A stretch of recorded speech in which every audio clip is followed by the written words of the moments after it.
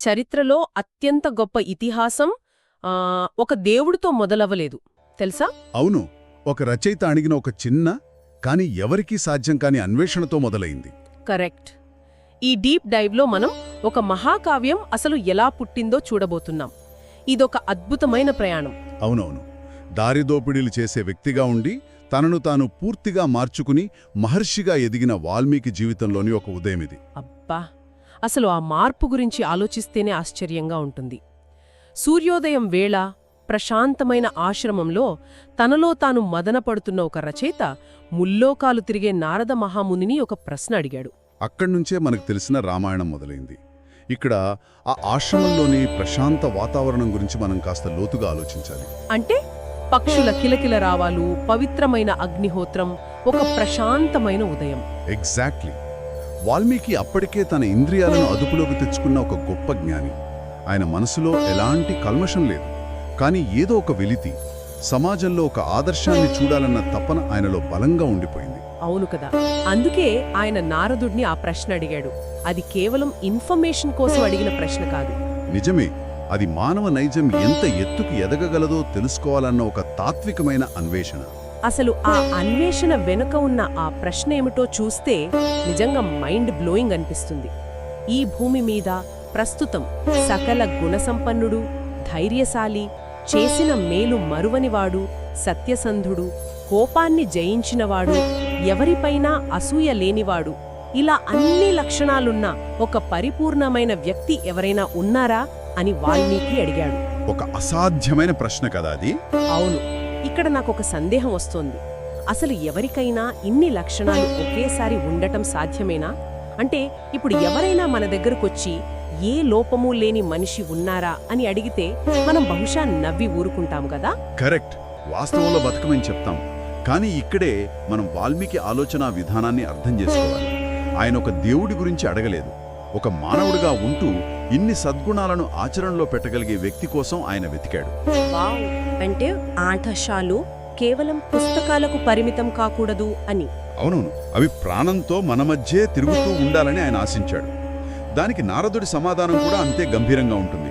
నారదుడు ముల్లోకాలు తిరిగేవాడు, గతంతో పాటు భవిష్యత్తును కూడా చూడగలిగేవాడు కదా. కరెక్ట్. అందుకే ఆయన చిరునవ్వుతో, నీవు అడిగిన లక్షణాలు అన్నీ ఒకే మనిషిలో దొరకడం చాలా కష్టం, కానీ అలాంటివాడు ఒకడున్నాడు, ఇక్ష్వాకు వంశంలో పుట్టిన అతని పేరే రాముడు అని బదులిస్తాడు. ఆ సమాధానంతో ఆగకుండా నారదుడు రాముడి లక్షణాలను వివరిస్తూ ఒక పెద్ద ప్రసంగమే చేస్తాడు. రాముడి భౌతిక రూపాన్ని వర్ణించడమే కాకుండా అతని వ్యక్తిత్వాన్ని చాలా ఆసక్తికరమైన ఉపమానాలతో వివరిస్తాడు. అంటే సముద్రానికి నదులు ఎలాగైతే వచ్చి చేరుకుంటాయో, సద్గుణాలున్నవారంతా రాముడిని అలా ఆశ్రయిస్తారని చెప్పడం నాకు చాలా విశిష్టంగా అనిపించింది. నిజంగానే. ఆ తర్వాత కైకేయి వరాల దగ్గర్నుంచి సీతాపహరణ, వాలివధ, రావణ సంహారం వరకు మొత్తం కథను నారదుడు సంక్షిప్తంగా వివరించేస్తాడు. ఒక్క నిమిషం, అంటే నారదుడు మొత్తం రామాయణం కథను అక్కడికక్కడే ఒకేసారి చెప్పేశాడా? అవును, దాన్నే మనం సంక్షేప రామాయణం అంటాం. అంటే మొత్తం కథ యొక్క బ్లూ ప్రింట్ లేదా మూల రూపం అన్నమాట. నారదుడు కేవలం కథ చెప్పి ఊరుకోలేదు, ఆ కథ ద్వారా సాధించిన అంతిమ లక్ష్యాన్ని కూడా చెప్పాడు. రామరాజ్యం గురించే కదా మీరు చెబుతున్నది? ఎగ్జాక్ట్లీ. ఆ రామరాజ్యంలో ఎవ్వరూ అనారోగ్యంతో బాధపడరు, పిల్లలు చనిపోయారన్న బాధ ఏ తల్లిదండ్రులకు ఉండదు, అగ్ని లేదా వరదల భయం లేదు అని నారదుడు వివరిస్తాడు. ఇది వినడానికి ఒక ఊహాజనితమైన లోకంలా అనిపించవచ్చు, కానీ ఒక నాయకుడు తన వ్యక్తిగత ప్రవర్తన ద్వారా సమాజం మొత్తాన్ని ఎంత శాంతియుతంగా మార్చగలడు చెప్పడానికి ఇదొక ప్రతీక కదా. కరెక్ట్. ప్రజలందరూ తమ ధర్మాలను పాటిస్తూ సంతోషంగా ఉన్న స్థితి అది. అంటే వాల్మీకి రామాయణం కథ మొత్తం తెలిసిపోయిందన్నమాట. ఇక్కడ నాకు ఆలోచన వస్తుంది, కథ మొత్తం తెలిసిన వెంటనే ఆయన కూర్చుని రామాయణం రాసేయవచ్చు కదా. అవును, సమాచారం ఆయన దగ్గరుంది, రచనా నైపుణ్యం ఉంది. కానీ నారదుడు వెళ్ళిపోయిన తర్వాత ఆయన వెంటనే కావ్యం రాయటం మొదలుపెట్టలేదు.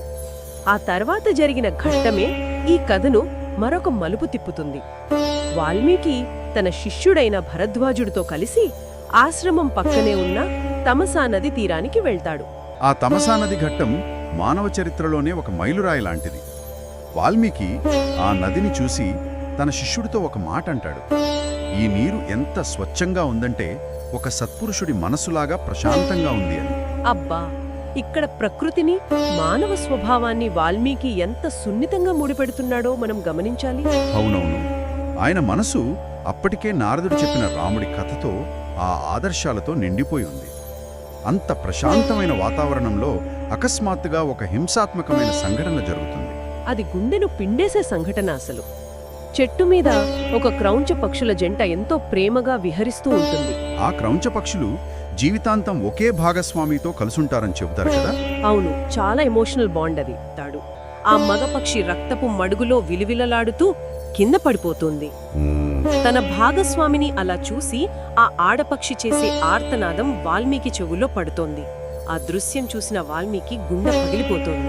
ఇక్కడే మనం మనస్తత్వ శాస్త్ర కోణంలో ఒక విషయాన్ని విశ్లేషించాలి. అప్పటి వరకు నారదుడు చెప్పిన రామకథను వినడం అనేది కేవలం మెదడుకు సంబంధించిన విషయం.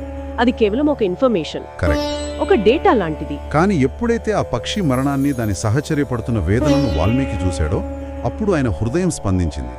ఒకరి బాధను చూసి తన కడుపు దొరికిపోయింది. దీన్నే కరుణ అంటారు. సమాచారం ఒక చరిత్రను రాయగలదేమో, కానీ ఒక మహాకావ్యాన్ని సృష్టించాలంటే కరుణ కావాలి. నిజం చెప్పాలంటే నాకొక సందేహం కలుగుతోంది ఇక్కడ. మునులంటే అన్ని వదిలేసిన వాళ్ళు కదా, కోపం, కామం, మోహం లాంటివి జయించిన వాళ్ళు. అలాంటి వాల్మీకి మహర్షి ఒక పక్షి చనిపోతే అంతగా ఎందుకు విలపించాడు? చాలా మంచి ప్రశ్న. తీవ్రమైన భావోద్వేగం ఎందుకు కలగాలి? ఇదే చాలా మందికొచ్చే సహజమైన సందేహం. కాని వైరాగ్యమంటే భావోద్వేగాలు చచ్చిపోవడం కాదు, స్వార్థం నశించడం, తన కోసం తాను ఏడవకపోవడం. వావ్, అంటే ఇతరుల కోసం ఫీల్ అవ్వడం. అవును, ఎప్పుడైతే మనిషిలో స్వార్థం పోతుందో అప్పుడు చుట్టూ ఉన్న ఏ జీవికి కష్టమొచ్చినా దాన్ని తన సొంత బాధగా స్వీకరించేంత స్వచ్ఛత మనసుకు వస్తుంది. వాల్మీకి జరిగింది ఇదే. అబ్బా, ఎంత గొప్ప విషయం ఇది. ఆ ఆడపక్షి ఆర్తనాదాన్ని విన్నప్పుడు ఆయన కలిగింది కేవలం జాలి కాదు, అది విశ్వవ్యాప్తమైన వేదన. ఆ బాధ ఎంత తీవ్రంగా ఉందంటే ఆయన నోటి నుండి అప్రయత్నంగా ఒక వాక్యం బయటికొచ్చింది. ఓ వేటగాడ, ప్రేమలో ఉన్న పక్షిని చంపిన నువ్వు ఎప్పటికీ ప్రశాంతంగా ఉండలేవు అని. ఆ వాక్యం బయటకొచ్చిన విధానమే చరిత్రను మార్చేసింది. వాల్మీకి తనలో తాను ఆలోచించుకుంటాడు, నేనన్న ఈ మాటలేమిటి, నా నోటి నుండి ఇంత లయబద్ధంగా వాక్యాలెలా వచ్చాయని. అవును, ఒక రిధంతో వచ్చాయి కదా. ఎగ్జాక్ట్లీ. ఎందుకంటే ఆ వాక్యాలు సమానమైన అక్షరాలతో, 4 పాదాలతో పాడుకోవడానికి వీలుగా ఒక నిర్దిష్టమైన ఛందస్సులో బయటకొచ్చాయి. మనకు తెలిసిన మొట్టమొదటి శ్లోకం అదే. శోకం నుండి శ్లోకం పుట్టింది అని చెబుతారు. దీన్ని బట్టి చూస్తే ప్రపంచంలో ఏ గొప్ప కళాఖండమైనా సరే అదొక తీవ్రమైన వేదన నుండే పుడుతుందని అర్థమవుతుంది. ఖచ్చితంగా. ఈ విషయాన్ని మనం ఇంకో రకంగా కూడా చూడవచ్చు. నారదుడు చెప్పిన కథను ఒక రెసిపీ చదవడం లాంటిదనుకుంటే, పక్షి మరణం ద్వారా వాల్మీకి పొందిన అనుభవం ఆ వంటకాన్ని స్వయంగా రుచి చూడటం లాంటిది. అవునవును, రెసిపీలో భావోద్వేగం ఉండదు, కేవలం సూచనలుంటాయి. కాని వాల్మీకి పొందిన ఆ కరుణ రామకథకు ప్రాణం పోసింది. కరెక్ట్. పక్షి జంట విడిపోవడం చూసిన ఆయనకు రాముడు, సీత పడిన వియోగ దుఃఖం ఎంత లోతైనదో స్పష్టంగా అర్థమైంది కదా. నిజమే. తన కరుణలోంచి పుట్టిన ఆ ఛందస్సును పదే పదే గుర్తు చేసుకుంటూ వాల్మీకి తిరిగి ఆశ్రమానికి చేరుకుంటాడు. ఆయనను ఎంతో భక్తితో ఆహ్వానిస్తాడు. కూర్చున్న తరువాత కూడా వాల్మీకి మనసులో ఆ పక్షుల జంట గురించిన ఆలోచనే మెదులుతూ ఉంటుంది. అప్పుడు బ్రహ్మదేవుడు నవ్వి, నీ నోటి నుంచి వచ్చిన ఆ వాక్యాలు పద్యంగానే నిలిచిపోతాయి. అది నా సంకల్పం వల్లే జరిగింది. నారదుడు చెప్పిన రామకథను పూర్తిగా ఇవే శ్లోకాలతో రాయని ఆదేశిస్తాడు. ఇదొక కీలకమైన ఘట్టం. బ్రహ్మదేవుడు వచ్చి వాల్మీకి ఒక అభయమిస్తాడు. నీవు రాసే ఈ కావ్యంలో ఏ ఒక్క విషయము అబద్ధం కాబోదు అని బ్రహ్మ ఒక వరాన్ని ప్రసాదిస్తాడు. ఏదీ అబద్ధం కాబోదు అని. వావ్! అవును, రాముడు, సీత, లక్ష్మణుడు బహిరంగంగా చేసిన పనులు మాత్రమే కాదు, వారి అంతరంగ ఆలోచనలు, వారు రహస్యంగా మాట్లాడుకున్న విషయాలు కూడా వాల్మీకి యోగ దృష్టితో స్పష్టంగా తెలుస్తాయని బ్రహ్మ చెబుతాడు. ఇదంతా వింటుంటే మనకొక ప్రశ్న రావచ్చు. తనలో కలిగిన ఒక సహజమైన భావోద్వేగానికి స్వయంగా సృష్టికర్త దగ్గర నుంచి గుర్తింపు ఎందుకు రావాలి? ఇది ఆధునిక పరిభాషలో చెప్పాలంటే ఒక రచయితకుండే అభద్రతా భావం లాంటిదా? తన కల్పన నిజమో కాదో అన్న భయాన్ని బ్రహ్మదేవుడు తొలగించాడా? ఈ విశ్లేషణ చాలా ఆసక్తికరంగా ఉంది. ఏ రచయితకైనా తాను రాస్తున్న కథ పట్ల నమ్మకం ఉండాలి. బ్రహ్మ ఇచ్చిన వరం వల్ల రామాయణం కేవలం ఒక చారిత్రక గ్రంథంగా మిగిలిపోకుండా పాత్రల మానసిక స్థితులను ఆవిష్కరించే ఒక సైకలాజికల్ టెక్స్ట్ లాగా రూపాంతరం చెందింది. అంటే ఒక డీప్ క్యారెక్టర్ స్టడీ లాగా మారిందన్నమాట. అవునవును. అరచేతిలో ఉన్న ఉసిరికాయంత స్పష్టంగా వాల్మీకి గతం మొత్తం కళ్ళకు కట్టినట్లు కనిపిస్తుంది. ఆయన కేవలం కథ విన్నవాడు కాదు, ఆ కథను తన మనసుతో చూసినవాడయ్యాడు. అందుకే పర్వతాలు, నదులు ఉన్నంతకాలం రామకథ నిలిచి ఉంటుందని బ్రహ్మ ఆశీర్వదించాడు. ఆ ఆశీర్వాదంతో వాల్మీకి 24,000 శ్లోకాలు, 500 అధ్యాయాలు, 6 కాండాలతో రామాయణాన్ని అక్షరబద్ధం చేస్తాడు. ఇదంతా పూర్తయిన తర్వాత వాల్మీకి ముందున్న అతి పెద్ద సవాలు ఏమిటంటే ఈ కథను ప్రపంచానికి ఎలా పరిచయం చేయాలి అని. దీన్ని ఎవరు పాడుతారు అని. పబ్లిషింగ్ లాగా. కరెక్ట్. అప్పుడే ఆయన తన ఆశ్రమంలోనే పెరుగుతున్న రామ సీతల కుమారులైన కుషాల్ లవులకు దాన్ని నేర్పిస్తాడు. ఇక్కడే కావ్యానికి ఒక సంగీతపరమైన ప్రాణం పోశాడు వాల్మీకి. వీణ శృతికి అనుగుణంగా 7 స్వరాలు, 3 కాలాలతో పాడుకునేలా ఆయన 5 కుర్రాళ్లకు శిక్షణ ఇస్తాడు. ఆ శిక్షణ కూడా సాధారణమైనది కాదు. శృంగార, వీర, హాస్య, కరుణ తదితర నవరసాలు ఉట్టిపడేలా ఆ పిల్లలు గానం చేయడం మొదలుపెడతారు. వారు ఆశ్రమంలో పాడుతున్నప్పుడు మునులు, ఋషులు అందరూ అక్కడికి చేరుకుంటారు. అసలు ఆ గానాన్ని వింటున్న మునుల కళ్లలోంచి నీళ్లు తిరుగుతాయి కదా. అవును. ఆ భావోద్వేగాన్ని తట్టుకోలేక మునులు తమ దగ్గరున్న చిన్న వస్తువులనే బహుమతులుగా ఇవ్వడం ప్రారంభిస్తారు. ఒకరు నారచీర, మరొకరు కమండలం, ఇంకొకరు కృష్ణాజనం. ఇలా తమ దగ్గరున్న వాటిని ఆనందంగా ఇచ్చేస్తారు. తమ దగ్గర ఉన్న ఆ చిన్న వస్తువులనే అంత గొప్ప బహుమతులుగా ఇవ్వడం వెనుక ఉన్న మనస్తత్వం ఏమిటి? అవి భౌతికంగా పెద్ద విలువైనవి కాకపోవచ్చు, కానీ ఆ మునులు అన్నీ వదిలేసిన వాళ్ళు కదా.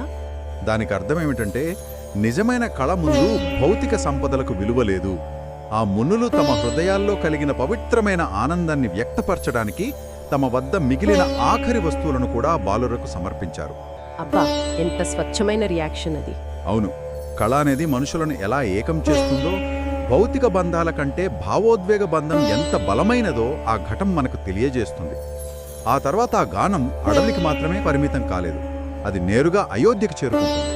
ఇది నిజంగా చాలా ఆసక్తికరమైన నాటకీయ ఘట్టం. ఆ 2 మునిబాలురు సాక్షాత్తు శ్రీరాముని సభలోనే ఆయన ముందే ఈ కావ్యాన్ని పాడి వినిపిస్తారు. రాముడు తన సోదరులు, మంత్రులతో కలిసి ఆ గానాన్ని మంత్రముగ్ధుడై వింటాడు. చాలా ఇంటెన్స్ మూమెంట్ ఇది. ఒక్కసారి ఆ పరిస్థితిని ఊహించుకోండి.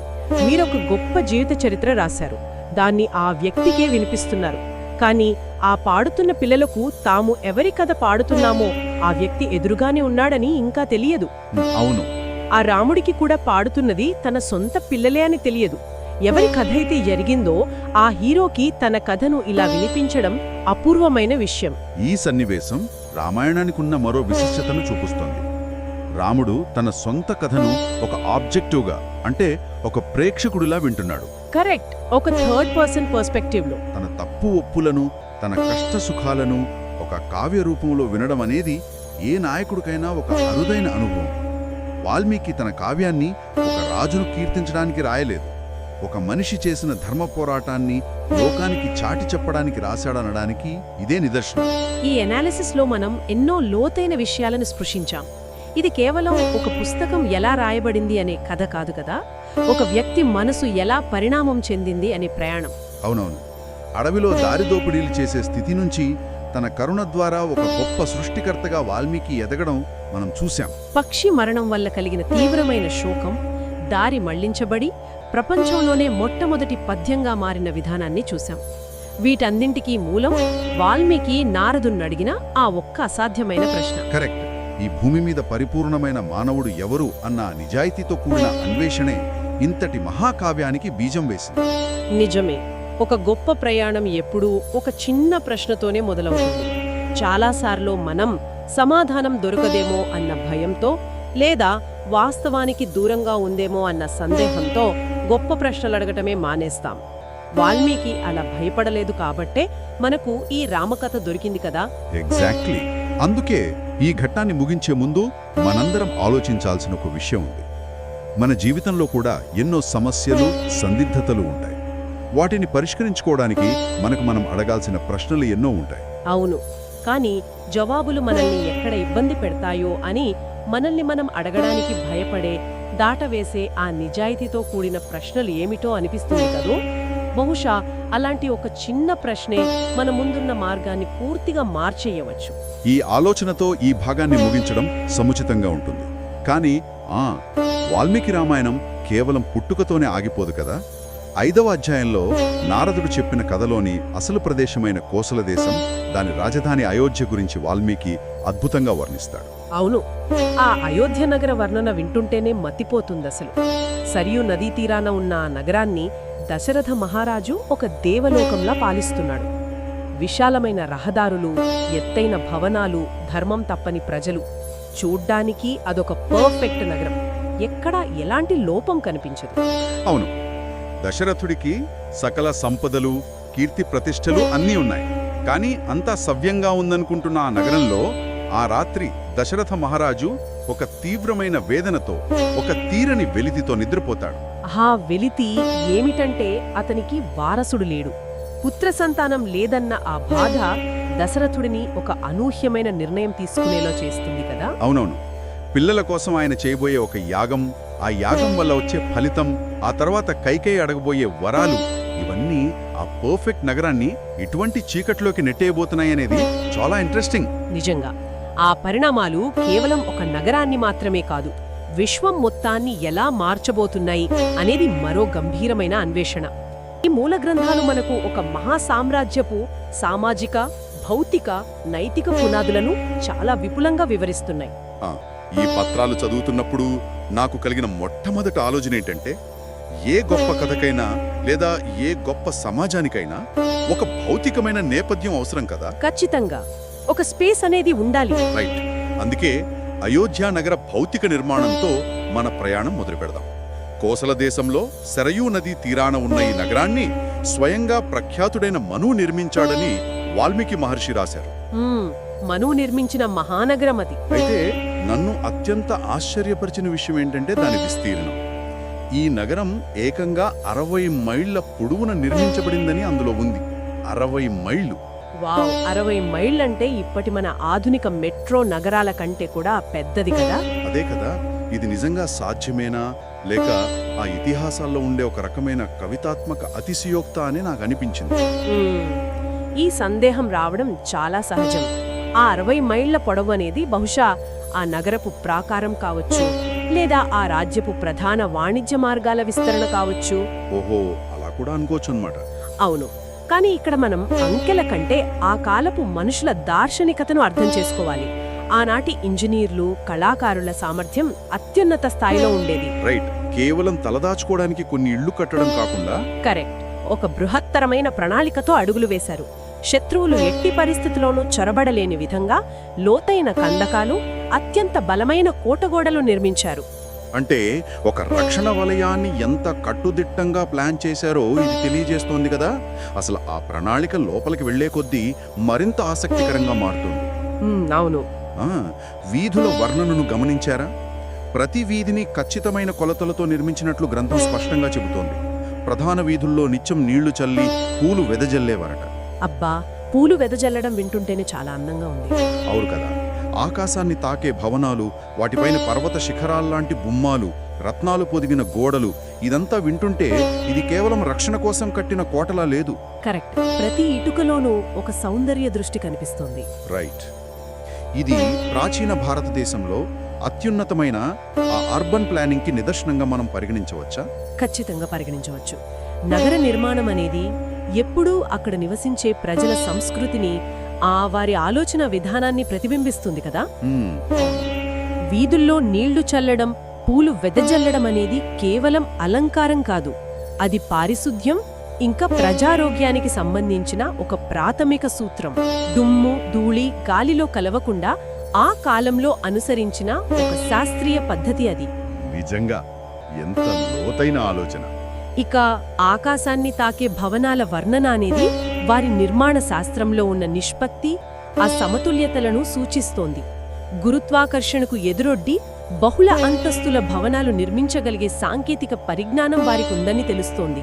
వావ్, అంటే టెక్నాలజీ కూడా ఆ స్థాయిలోనే ఉండేదన్నమాట. ఈ భవనాల నిర్మాణంతో పాటుగా మూల గ్రంథం చేసిన మరో వర్ణన నా ఆలోచనలో రేకెత్తింది. ఏంటది? నగరం చుట్టూ విశాలమైన పచ్చని మామిడి తోపులున్నాయట. ఆ చెట్లు నగరానికి ఎలా ఉండేవంటే ఒక అందమైన యువతి పచ్చని వడ్డాణం పెట్టుకున్నట్లుగా ఆ నగరానికి ఒక ఆభరణంలా ఉండేవని కవి వర్ణించారు. అబ్బా, ఎంత అందమైన పోలిక! అవును, పర్యావరణానికి సంబంధించిన ఈ సమతుల్యత నన్ను చాలా ఆకర్షించింది. ఇప్పటి ఆధునిక నగరాల్లో మనం ఆ అర్బన్ హీట్ ఐలాండ్స్ అని కాంక్రీట్ అడవుల వల్ల పెరిగిపోతున్న ఉష్ణోగ్రతల గురించి తీవ్రంగా ఆందోళన చెందుతున్నాం. కరెక్ట్. కానీ వేల సంవత్సరాల క్రితమే ఒక భారీ నగరాన్ని నిర్మిస్తూనే దానికి రక్షణ కవచంలా పచ్చదనాన్ని ఎలా నిలబెట్టాలో వారికి స్పష్టంగా తెలిసిందన్నమాట. హ్మ్. పర్యావరణంతో మనుషులు ఎలా మమేకమై జీవించాలో చెప్పడానికి ఇదొక గొప్ప ఉదాహరణ కదా. ఆ మామిడి తోపులు కేవలం అందం కోసం మాత్రమే కాదు. హ్మ్.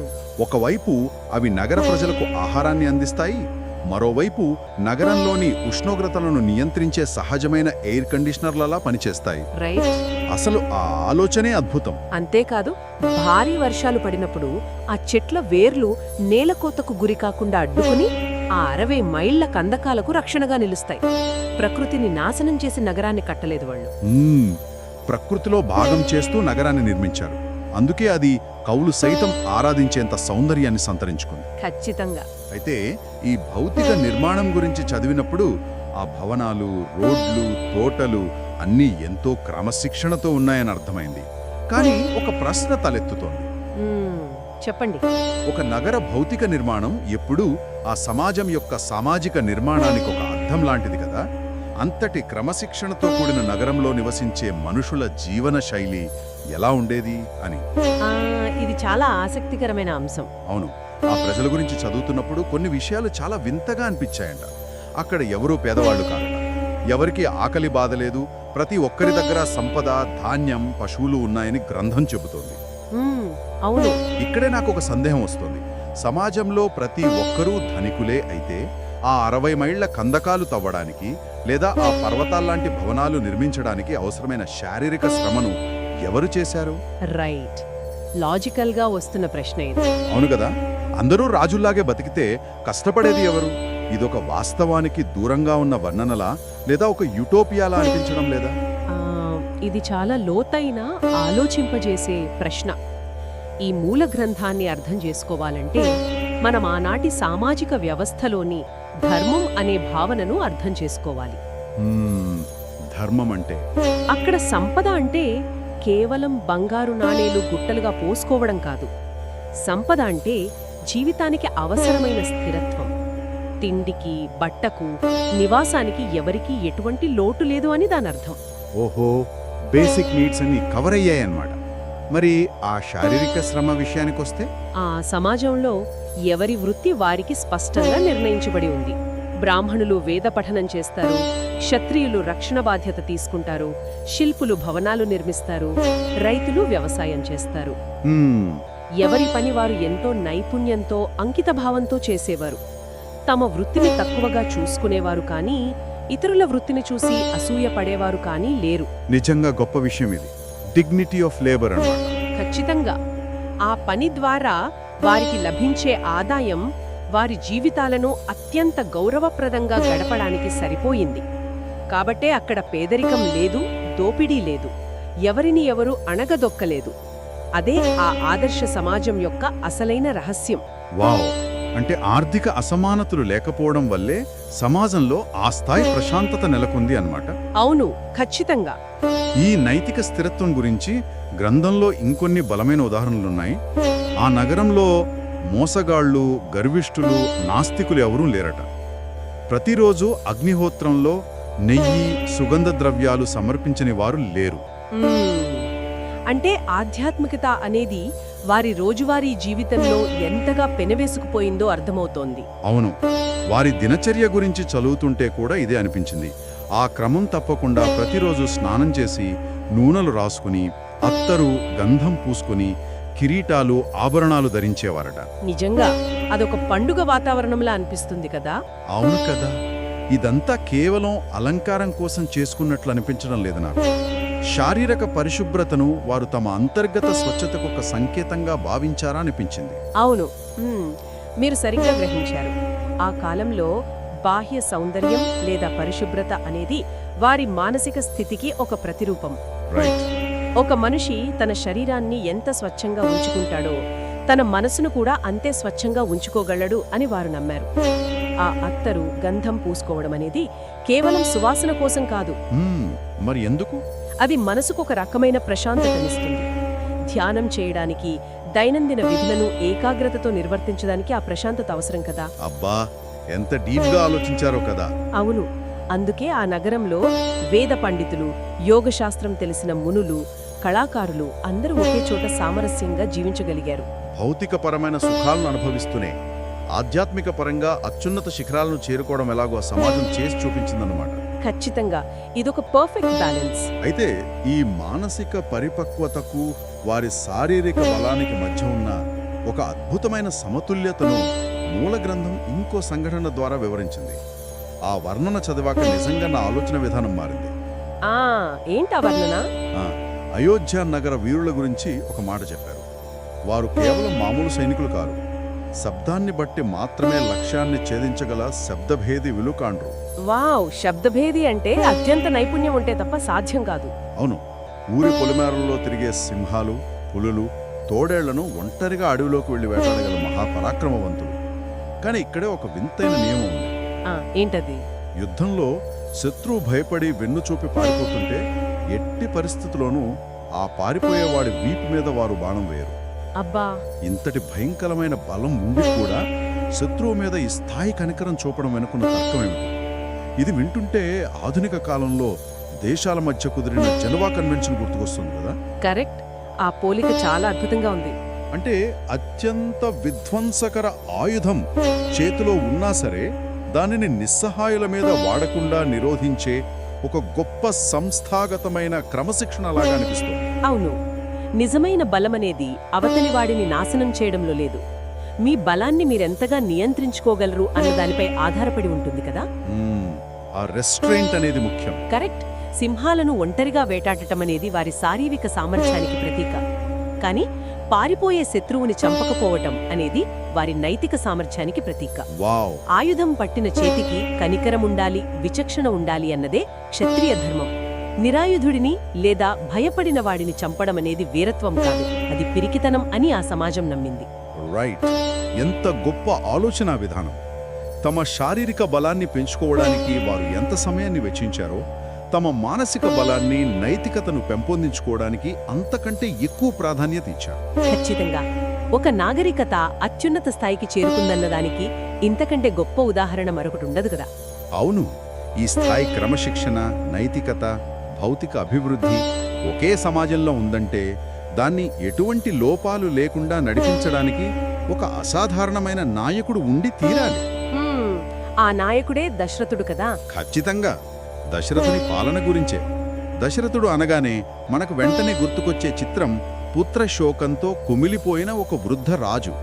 కానీ ఈ బాలకాండలో ఆయన పాలన గురించి చదివితే ఆశ్చర్యం వేస్తోంది. అవును, చాలా డిఫరెంట్ పిక్చర్ కనిపిస్తోంది కదా అక్కడ. రైట్, ఇంద్రుడు దేవలోకాన్ని ఎలా పాలిస్తాడో దశరథుడు అయోధ్యను అలా పాలించాడట. ఆకాశంలో చుక్కల మధ్య ప్రకాశించే చంద్రుడిలా ఆయన వెలిగాడు అని గ్రంథం కీర్తిస్తోంది. ఆయన ఇంద్రియ నిగ్రహం కలిగినవాడు, సత్యవాక్పాలకుడు. ఈ లక్షణాలే ఆ రాజ్యాన్ని ప్రభావితం చేసి ఉంటాయి. అవును, ఒక నాయకుడి లక్షణాలు ఒక రాజ్యాన్ని ఎలా తీర్చిదిద్దుతాయో ఇది చెబుతోంది కదా. కరెక్ట్, ఒక రాజు యొక్క వ్యక్తిత్వం ఆ రాజ్యపు భవిష్యత్తును నిర్ణయిస్తుంది. దశరథుడు కేవలం ఒక పాలకుడు మాత్రమే కాదు, ప్రజలకు ఒక ఆదర్శమూర్తి. లీడింగ్ బై ఎగ్జాంపుల్ అన్నమాట. అవును, ఆయన స్వయంగా ఇంద్రియ నిగ్రహం పాటించటం వల్లే రాజ్యంలోని ప్రజలు కూడా అదే మార్గంలో నడిచారు. ఆయన సిరి సంపదలలో కుబేరునితో సమానుడు అని వర్ణించటం వెనుక అర్థం ఆయన తన ప్రజల అవసరాలను తీర్చడంలో ఎక్కడా రాజీ పడలేదని. నిజంగా గొప్ప పాలకుడు. అయితే ఆ ఒక రాజు ఎంత గొప్పవాడైనా తన ఆశయాలను క్షేత్రస్థాయిలో అమలు చేయడానికి సమర్థవంతమైన యంత్రాంగం లేకపోతే ఏ ప్రయోజనమూ ఉండదు కదా. దశరథుని పాలనలో ఆ లోటు ఏమాత్రం లేదు. మీరు సరిగ్గా ఆ యంత్రాంగం గురించే ప్రస్తావించారు. గ్రంథంలో దశరథుని మంత్రుల గురించి రాసిన వాక్యాలు ఒక అడ్మినిస్ట్రేటివ్ సిస్టమ్ ఎలా ఉండాలో నిర్దేశిస్తున్నాయి. వాళ్ళు ఎలాంటి వాళ్ళట? మంత్రులు అత్యంత సత్యసంధులు అని, మరియు రాజు మనసులోని మాటను, ఆయన ఇచ్చే ఆదేశాలను తక్షణమే అర్థం చేసుకునేంత చురుకైన వారు అని అందులో ఉంది. వావ్! అంటే రాజు ఒక ఆలోచన చేయగానే దాన్ని ఎలా అమలు చేయాలో ఆ మంత్రులకు ఒక స్పష్టమైన వ్యూహం తెలిసి ఉంటుంది. ఇలాంటి తెలివైన పరిపాలన బృందం ఉన్నందువల్లే ఆ సమాజమంత స్థిరంగా నడిచిందేమో కదా.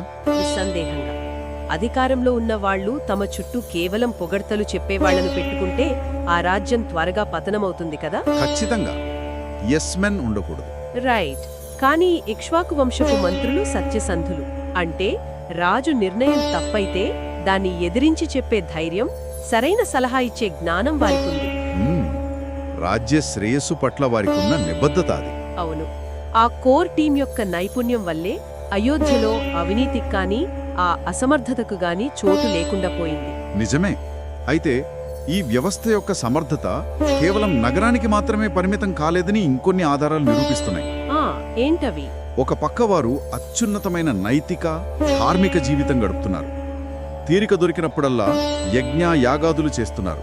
కానీ ఇంకో పక్క మిగతా ప్రపంచంతో వారికున్న వాణిజ్య మరియు రక్షణ సంబంధాలను చూస్తే అబ్బురపడక మానరు. అంటే ఇంటర్నేషనల్ ట్రేడ్ కూడా ఉందా? అవును. ఇతర దేశాల రాయబారులు, వ్యాపారులు అయోధ్యలో ఎంతో ప్రశాంతంగా, నిర్భయంగా వ్యాపారం చేసుకునేవారట. దీనికి తోడు కాంబోజా, వనాయా, నది, వహ్లీ అనే వివిధ ప్రాంతాల నుండి అత్యుత్తమమైన గుర్రాలను దిగుమతి చేసుకునేవారు. అబ్బా, వేరే ప్రాంతాల నుంచి? రైట్. అలాగే వింధ్య, హిమవత్ పర్వతాల నుండి భద్ర, మృగ, ముళ్ళ జాతులకు చెందిన కొండల్లాంటి ఏనుగులను సేకరించారు. వావ్!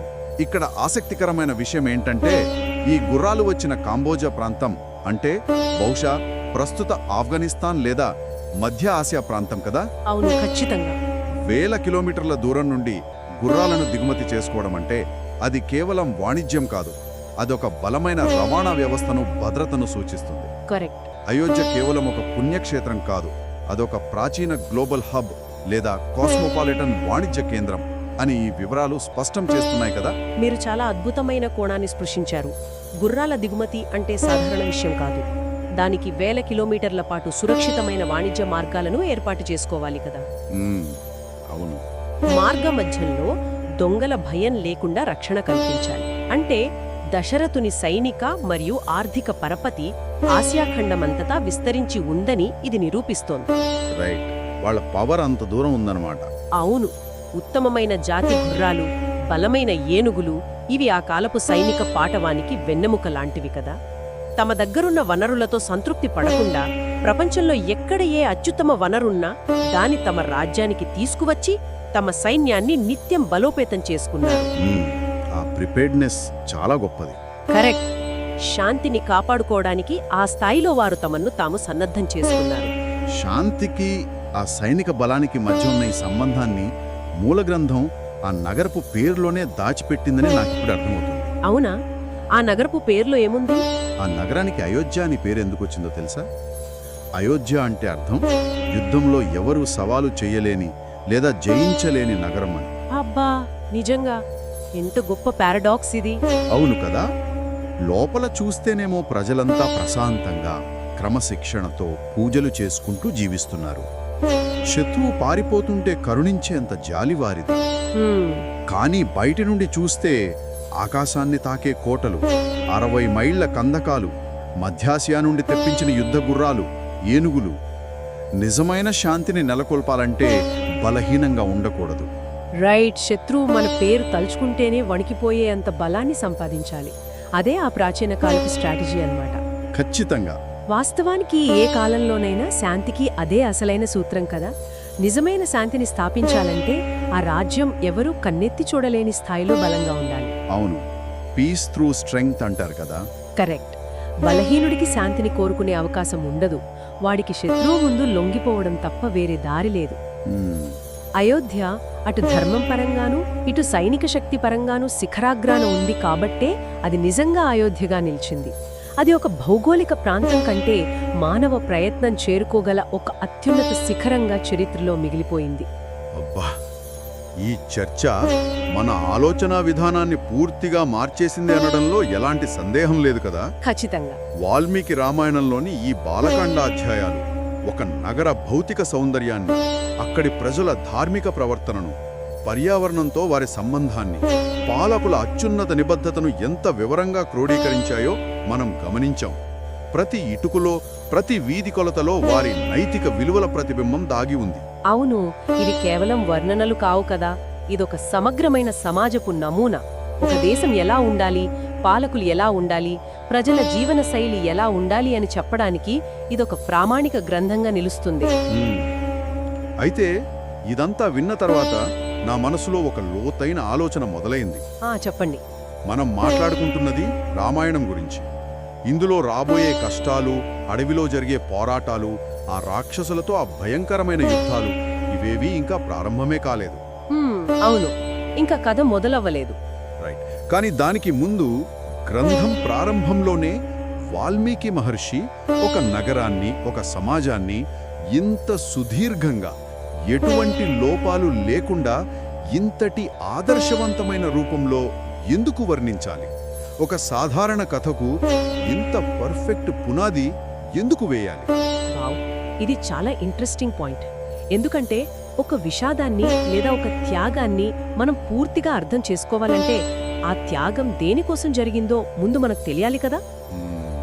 ఆ పరిపూర్ణమైన సమాజం ఏ ప్రమాదంలో పడబోతోందో మనకు ముందే పరిచయం చేయాలి. అబ్బా, ఈ మాట వింటుంటే రోమాలు నిక్కబడుచుకుంటున్నాయి.